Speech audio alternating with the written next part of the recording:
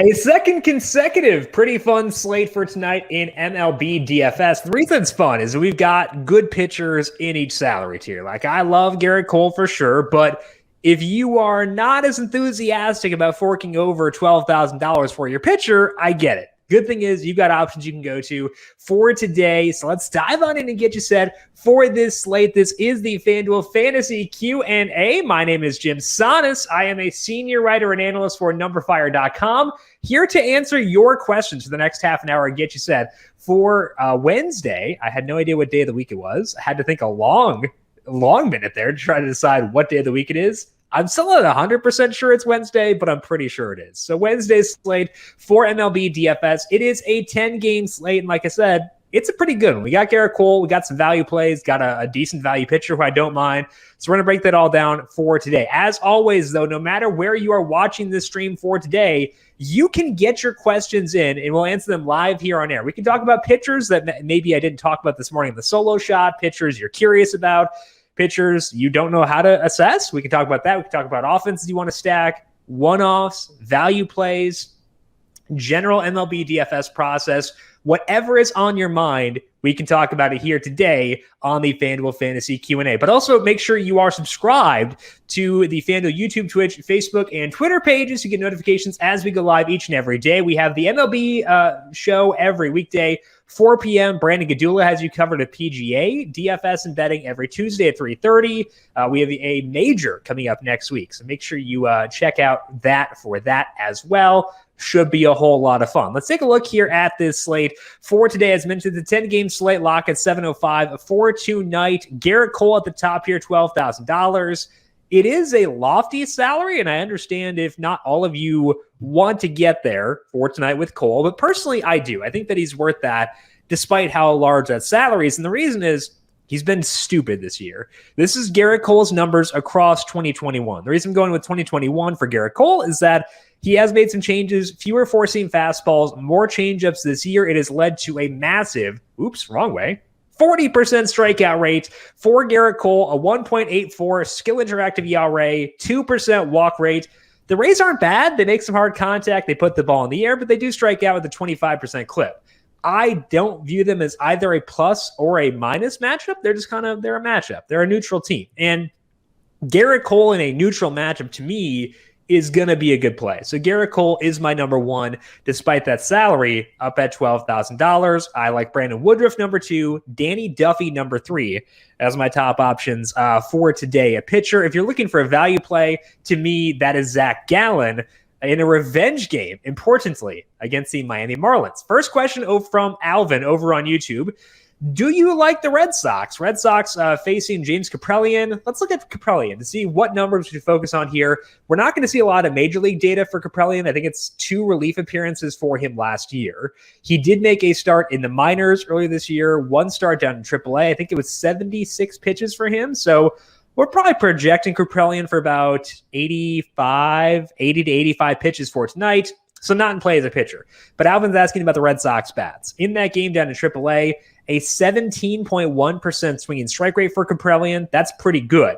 If we look back at previous years, you're going to see a lot of limited samples for Kaprielian because he's been an injury guy, a guy who went through a lot back when he was at the Yankees, traded to the A's, and now up in the big leagues here, which is good to see. You want to see guys who go through the stuff that Kaprielian has gone through make it to the big leagues. So good for him. Excited to see him make it all the way there. In high A, back in 2019, a 28% strikeout rate, 15% swinging strike rate. The reason we don't want to overreact to that is that it was in his age 25 season. So he was a lot older than the other guys at that level. Went up to Double A, strikeout rate was 24%. Only 1 start at AAA, don't really care too much about that. In the majors last year, 14.1% swinging strike rate. So I think based on what we saw from Kaprielian in the lower minors and what he did in his first start in AAA this year, I would say the Red Sox are okay. I think they're an option. The 2 reasons why I am not leaping to stack them is that Kaprielian does seem like he'll be a guy who gets strikeouts, but also they don't have a lot of tape on him. And sometimes if you're looking for situations where good offenses bust, it's often in scenarios where you've got them facing a pitcher they may not have a lot of tape on, may not not know what his mechanics look like, maybe kind of guessing a lot of stuff. That'd be my one concern here. So, Alvin, I would say they're a fine stack, but not a stack I value all that much because Kaprelian could be decent, and a little bit worried about that in this spot. Also asked about the Yankees. Seems like the Yankees are trending towards being popular. It'll be Ryan Yarbrough. I know Colin McHugh is the starter, but he'll be an opener for Ryan Yarbrough. The reason I am not into the Yankees is Yarbrough really, really good at contact suppression. We talk about guys who let up a lot of balls in play, and we'll flip over to the hitter tab here. Yarbrough is a guy who does let up a lot of balls in play. Low strikeout rate, low walk rate. But whenever we talk about those kinds of pitchers, we say in order for them to succeed, they need to be outliers in the batted ball department. I kind of think Yarbrough is that. He has a 3.3% barrel rate against. I believe this is for his 7 outings he has had so far this year. It's something that Yarbrough did last year too. So if the Yankees are going to be popular, I am okay being underweight on them because I have faith in Yarbrough's batted ball suppression numbers. Now, I will say the Yankees are not a bad play. They're kind of similar to the Red Sox, Alvin, where I think they're fine, but I'm not going to seek them out because we do that one good reason to avoid them, and that being Yarbrough's batted ball suppression.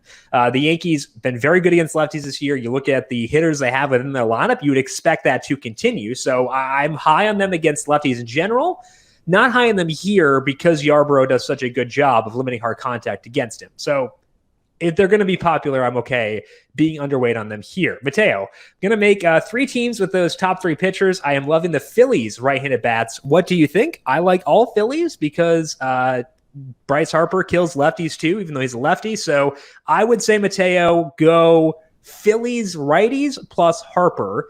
If you're going Cole, you're probably not getting Harper because the salary is so high. But I think if you're going Brandon Woodruff, you can do it. So let's actually play with that here. Let's put Woodruff in as our pitcher, and we're going to go to the Phillies. Their lineup is out, so we'll have that loaded in here. If I can find them. There we go. I always forget it's chronological, so I just gloss over that. Okay, so we're going to put Harper in there.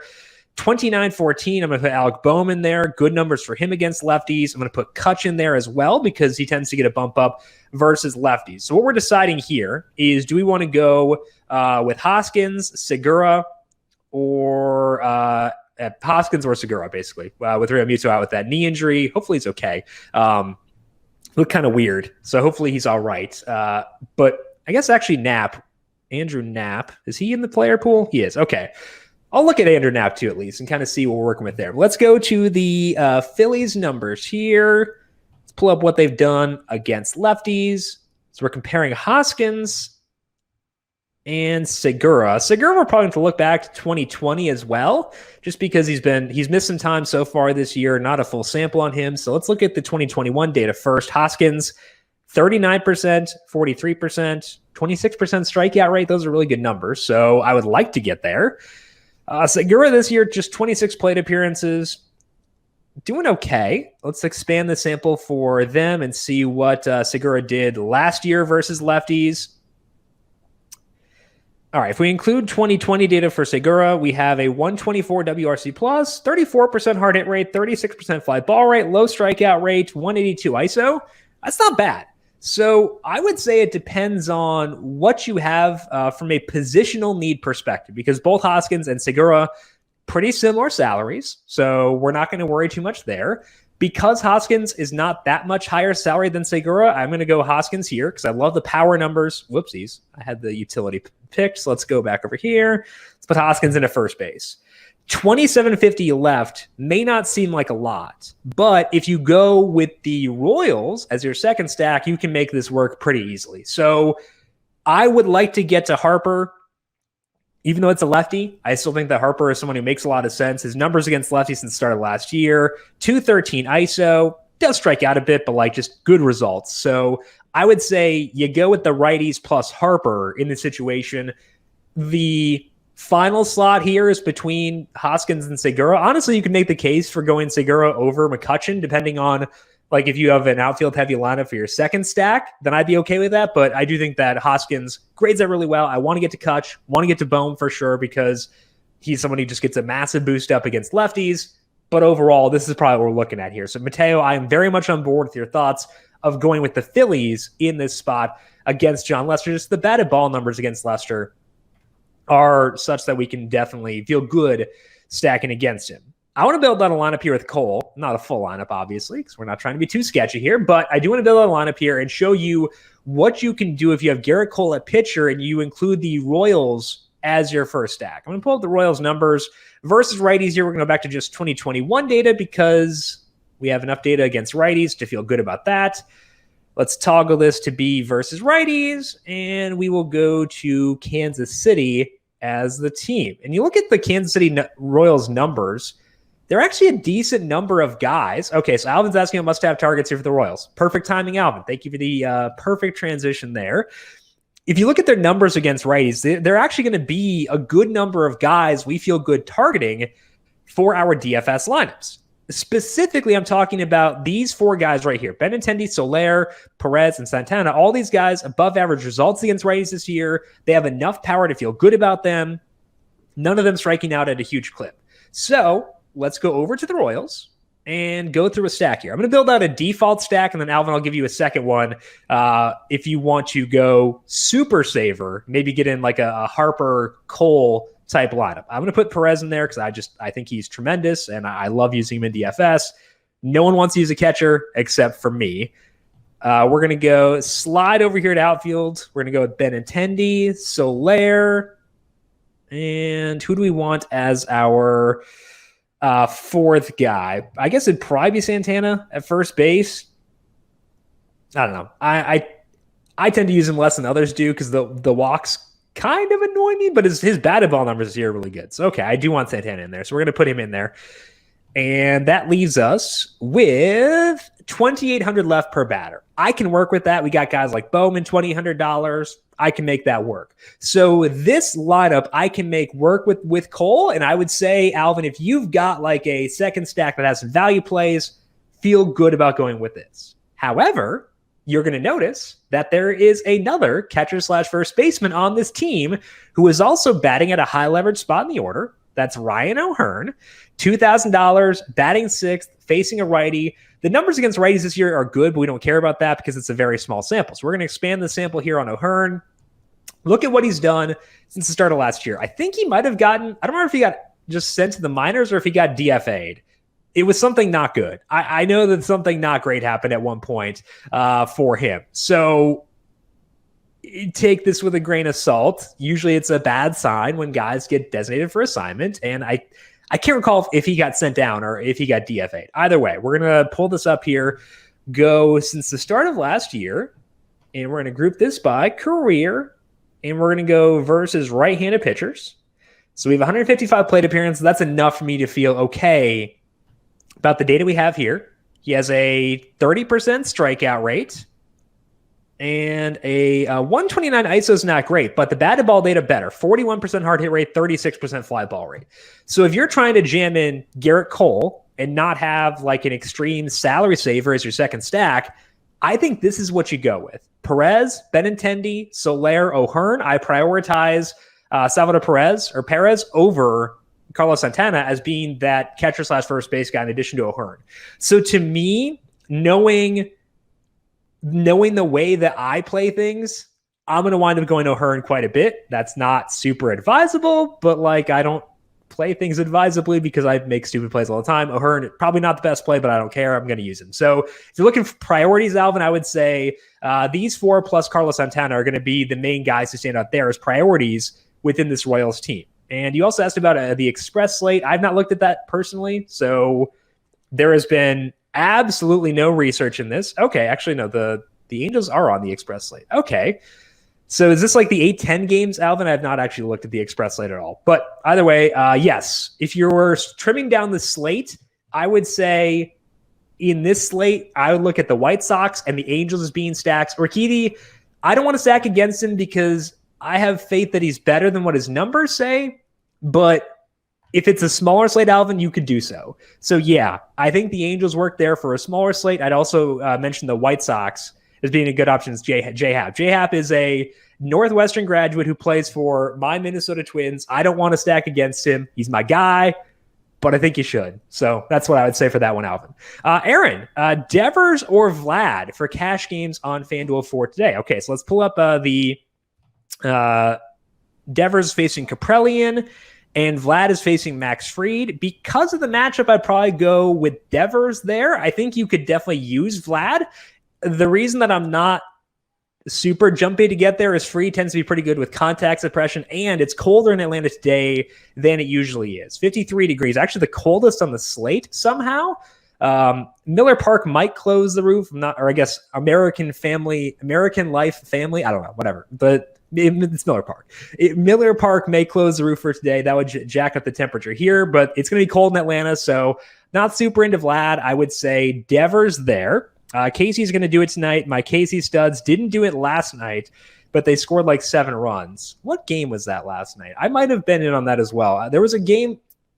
I don't recall which game it was, but I had a stack where they scored a decent number of runs, but did absolutely nothing for me. So we might have been on the same stuff there. Aaron, I think I might feel that with you there. Yeah. So Brad it looks like Brad likes Vlad, which makes sense. Vlad, I get it. I would go Devers personally, but I mean, Brad's sharp, so we can trust Brad. But for me, I'll go Devers. Brad can have Vlad. We'll go a little head to head here. So Brad, you can talk trash to him tomorrow when Vlad Guerrero inevitably outscores Rafael Devers for today. Couple other things I wanted to touch on. Actually, one quick question from DJ. Should I look at Zach Wheeler at 94 or Duffy at 10-2? Perfect transition. We had not talked about Duffy as of yet. I would go with Duffy there. Wheeler is facing the Nationals, a lower strikeout team, 22% strikeout rate. Duffy's facing the Tigers, and their sample against lefties this year pretty small, but it's also pretty bad. 37 WRC plus, 35% strikeout rate. They're going to regress. They're not going to be that bad for the entire year. That's definitely not going to happen. So take these numbers with a grain of salt because it's a very small sample. But they're really bad, and they're bad in the areas that stabilize most quickly. Again, specifically strikeout rate. If there is a high strikeout rate in a small sample, you should be more willing to believe that than other small samples. So to me, I think that Duffy grades out well. The question I had more so than Duffy versus Wheeler was Duffy versus Woodruff. I love Woodruff. I think Brandon Woodruff is a tremendous pitcher overall, but also a tremendous play for today. And I had a tough time deciding who I wanted to use between those two. I did wind up going Woodruff because he's at home against the Cardinals, and I think he's better than Duffy. I feel better about him holding on to his early season success than I do about Duffy, but I think Duffy is closer to Woodruff than he is to Wheeler, and that's complimentary of Duffy versus a shot at Zach Wheeler. Home run call tonight. This is from Gregory. Okay, so a home run call tonight. We need preferably warm temperature. Let's go over to the hitter tab so we can find some green lights here. I want warm temperatures. Don't really want to go with the Diamondbacks, so we'll ignore that warm temperature. Not really looking at the Astros, the Angels. I think the Astros are in play because Heaney does let up a lot of hard contact, but not a lot of balls in play. Okay, so we're still searching here for a good game. I'm not finding any, honestly. So we're going to deviate from the warm weather, and go with... I feel like I want to go with a Royal or a Philly here because both Lester and Mize project to let up a lot of balls in play. That means more chances of home runs. Neither guy excelling with batted ball suppression. Mize has been better recently with that sinker, so he's trending in the right direction, but still a lot of balls in play. Still not like a beast from a batted ball perspective. So I think if I had to pick, I kind of like Rhys Hoskins against John Lester. I think that one might wind up standing out to me. And then Salvador Perez, I think is interesting against Mize. So I'm going to go my official picks for today for you, Gregory. We're going to go with Rhys Hoskins and Salvador Perez as my 2 picks to go yard for today. Michael, are the Dodgers still your favorite stack? Yes, they're facing Justin Dunn. He is kind of antithetical to what we talked about a lot this year, where we want to maximize the number of balls in play that the pitchers we're stacking against allow, because he doesn't allow a lot of balls in play. The sample I have on Dunn is his 5 starts, I believe this is overall this year. The walk rate has gone down, so good on that. The strikeout rate, I believe, has gone up in that time too. But overall, 20% strikeout rate, 15% walk rate. That means he'll allow a ball in play 65% of the time. That's lower than we want it to be, if my math is right. I think it is. But a 10% barrel rate, a lot of base runners against a team that is just disgusting against righties. I think that all adds up to where the Dodgers kind of have to be our number one stack. Guessing the Dodgers lineup is not out yet. They tend to release things very late because they hate us as DFS players and refuse to announce who will play early on. I want to pull up their lineups here to see, can I expect Will Smith to play with Urias pitching? I don't think I can. I'm pretty sure he sat last time. Oh, no, he did catch. Okay, so he caught last time. They were, Urias is out there. That's a good thing, but Smith has also caught, I guess they were off on the 10th, so maybe he'll be in there. If he is, that's a good thing for us. Upcoming matchups, they have Alcantara. They don't really have a lefty to go. They sent Ruiz back down, so I don't know. If that's a Kershaw day, no, it's not. Who's pitching tomorrow for the Dodgers? Do I have this on my sheet? Sorry, this is a total tangent. I don't have it on my sheet. Okay, they're not on the main slate tomorrow. So